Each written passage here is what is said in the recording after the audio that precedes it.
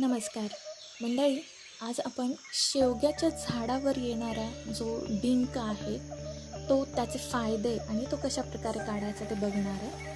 हे बऱ्याच वर्ष जुनं शेवग्याचं झाड, गावरान शेवगा आहे हा. याची शेंग खूप जाड असते, याच्या शेंगेला गर खूप जास्त असतो.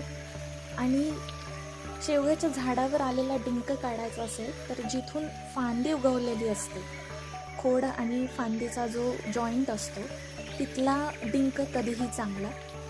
बाकीचे पण खोडावर आलेला डिंक चांगलाच असतो, पण हा जास्त औषधी गुणधर्म असलेला डिंक असतो. हा असा लालसर आणि चॉकलेटी कलरचा असा डिंक असतो.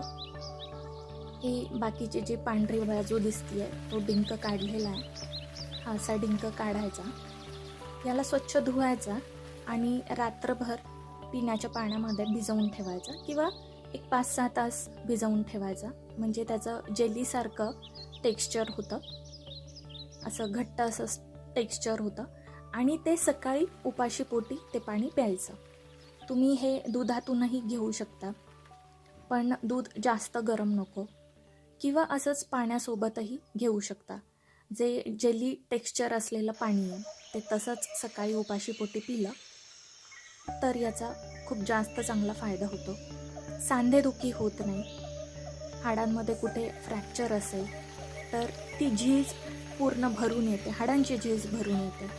असे याचे फायदे आहेत.